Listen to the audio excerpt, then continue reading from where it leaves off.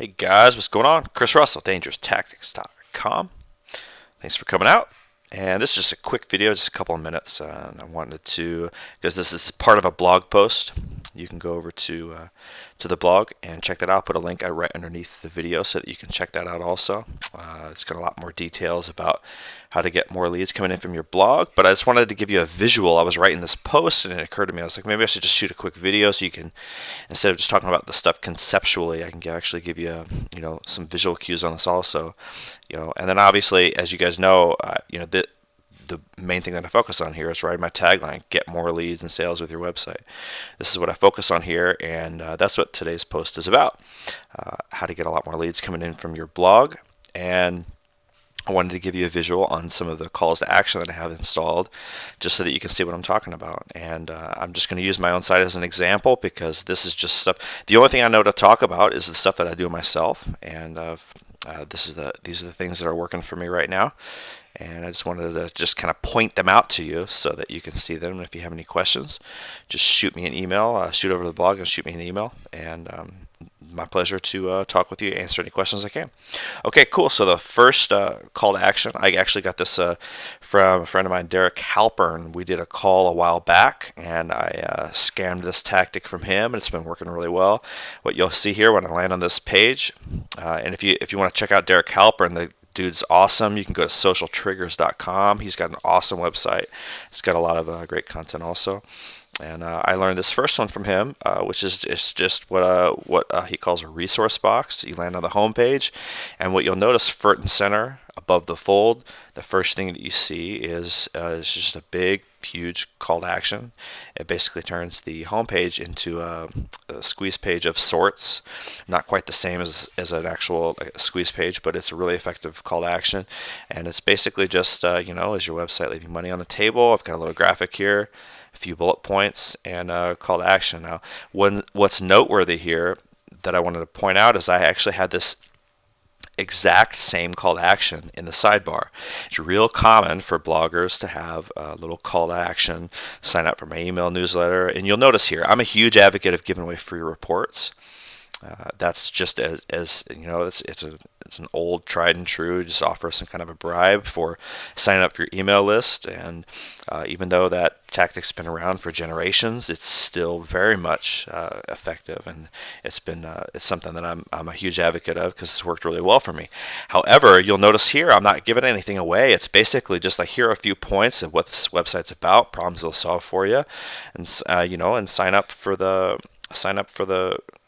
list, and you'll get access to some cool stuff and some articles, and I'll let you know about new stuff on the site. So I'm not download a free, get this free report or anything like that. It's mostly just sign up for the site.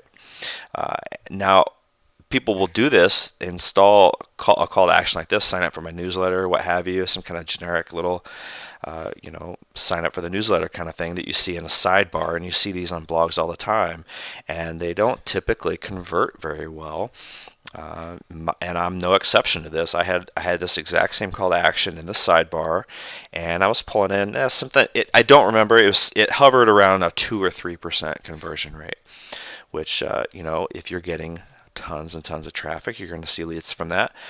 Most of the clients that I work with are small business owners. Most of you guys watching this video are going to be realtors or dentists or chiropractors, and first-time self-published authors and things like this. There's small business owners who you're not getting 2,000 or 3,000 visitors a day to your site. You might be getting 2,000 or 3,000 visitors a month if you're doing pretty well. So a 2 or 3% conversion rate is just ain't gonna cut it. We got to do better than that. So I had this exact same call to action installed on my homepage, and it was in the sidebar. It was pulling in 2 or 3%. I stretched this sucker out, put it up on the homepage like this at the top, and I basically just stretched it out for the entire width of the page, and it tripled the conversion rate of this opt-in form. And I've had this up. If you come out to the site very often, you will have seen it for yourself. This call to action has been up. I haven't changed it or touched it in almost 6 months now, because if it's not broke, don't fix it. The opt-in rate tripled, and it's stayed there ever since I made that change. So I'm not going to be touching it for now. It's doing really well. And that's just something really simple. You just take the sucker and whatever call to action you have, just have it take up more space, make it more visible and prominent. And that thing alone can significantly affect your conversion rates. Another call to action, I typically, I'm a big fan of having opt-in pages. People will typically in their navigation, they'll have calls to action installed in their they'll have their static pages or maybe a link to their blog and what have you. I'm a really big advocate of installing some kind of a opt-in page in your navigation bar. This is just 7 reasons to subscribe. I got the name of that page. I scammed that from Tim Ferriss back in the day when he wrote about the 4-hour work week, and I've literally had 7 reasons to subscribe in my navigation for years. It gets a good amount of click-throughs. This particular page gets about a 20% opt-in rate, a little bit higher than 20%, which is, again, most pages are doing pretty well to get a 2, 3, 5% opt-in rate. This page gets a 20%, 20, 21, 22% around there, and it's really just because I've just removed any distractions. It's just a really simple page. There are no other links out except for the navigation, and then the only thing in the sidebar is just this opt-in form. So really simple. Again, you'll notice here in the header is a link to the Work With Me page. Upper right hand corner, people psychologically tend to look for calls to action, things to do in that area of the page. So I put this gets a good number of click-throughs. This one doesn't convert as high because it's actually direct inquiries from people.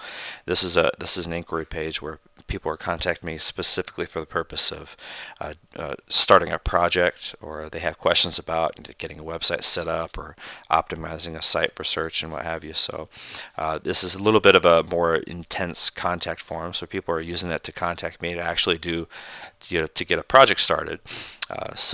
This will typically this one is converting typically 3 to 5%, which is pretty well for just direct business inquiries.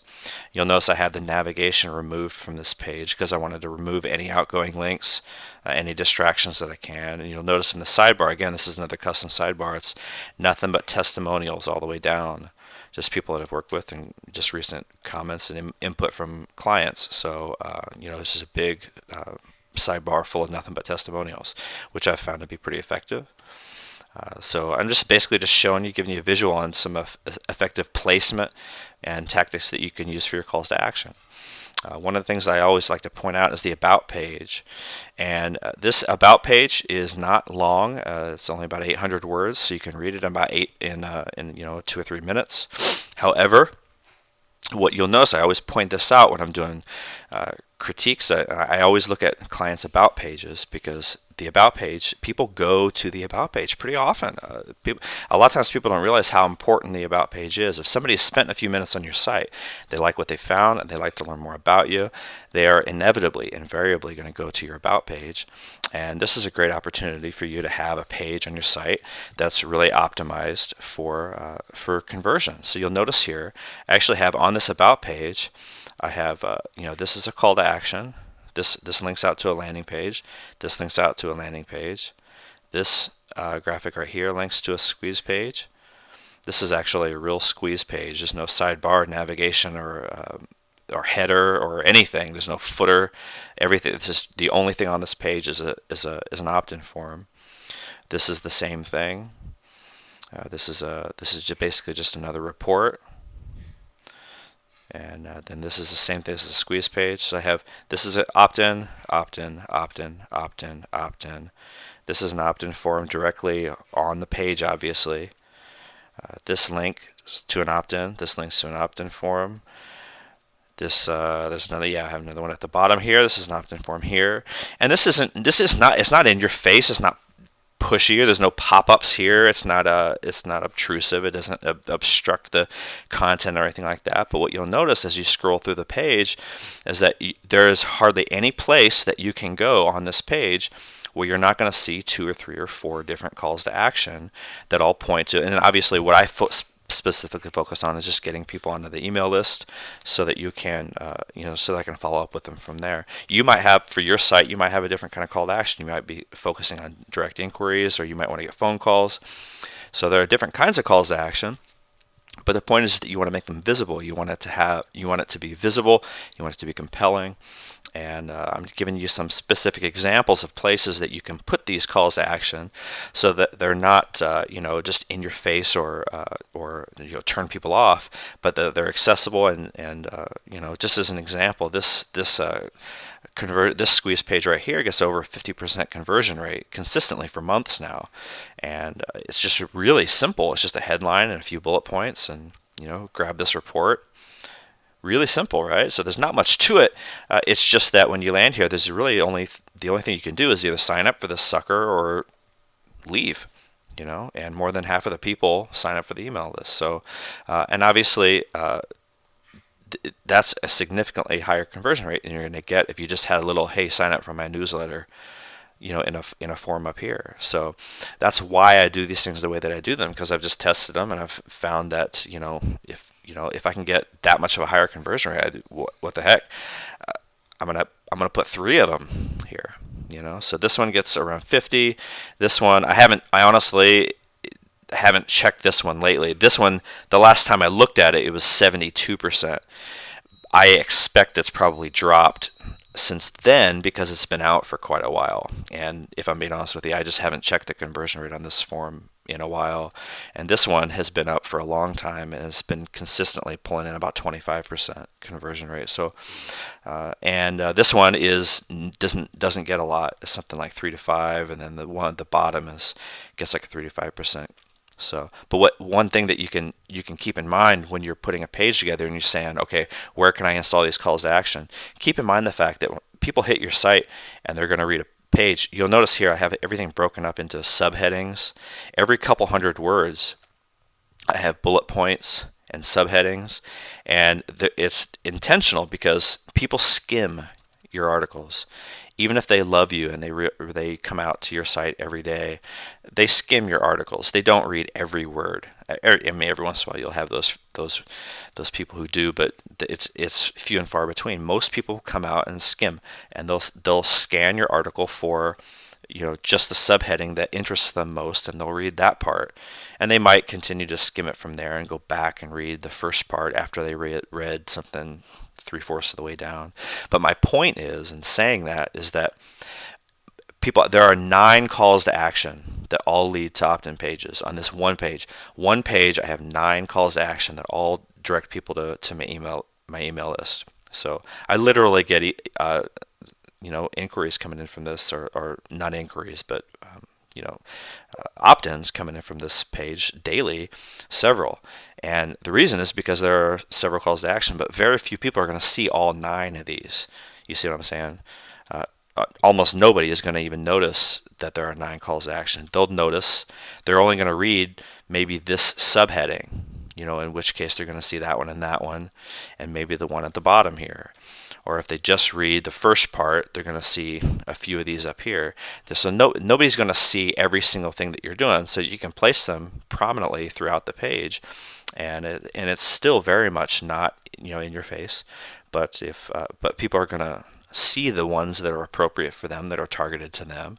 And that's why I have 3 different calls to action here, because not everybody's going to want to watch a series of videos on how to start a blog.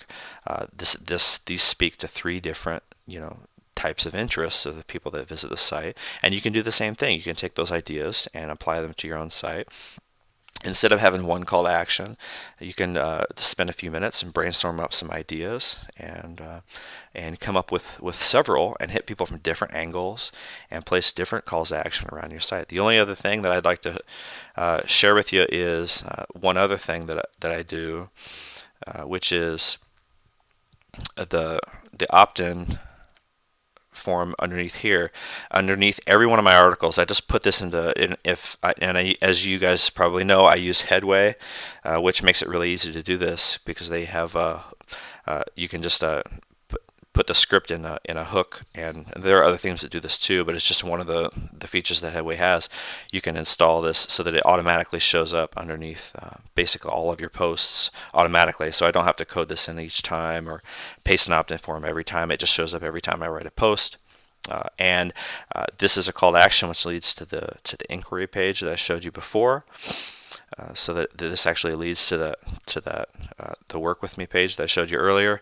And then this opt-in form here actually does not get, I always kind of feel compelled to point this out, that I do have this underneath every one of my posts, and I continue to use this even though it does not actually get a very high conversion rate. This really only gets a 1 or 2% conversion rate. This form right here that I'm showing you is literally the lowest conversion form that I have. The reason I keep it is because I actually have noticed that the inquiries that I get from this form are really good quality leads. So they respond to the emails I send them. I talk with them, and the people that I end up running into via the signups on this form, I almost invariably end up working with them at some point, not typically, right away, but at some point, this is just a source of really good quality leads. So that's why I keep that up. And that's it for now. I just wanted to spend a few minutes with you and show you some specific examples of what I'm doing to generate leads pretty consistently every day. Like this is January. We're in the first part of January. I've already had over 200 leads come in, and it's the 5th. Okay, so now if you've noticed, I'll do. I'll kind of go in spurts. I'll have a really busy period of activity, and then it'll drop down quite a bit for me. But when I'm out there and I'm hustling, I'm publishing some new stuff, or I put out a new report. That's what happened with me. Is I put out a new report, and I actually had over the last part of the year. It had over. I also haven't checked it. It was the last time I checked it. It was a little bit over 1,600. Downloads of that report within about a 2-week period of time. So obviously when you put something new out and you promote the heck out of it, then I'll get a lot of leads coming in really quickly, and then it'll tend to taper off a little bit.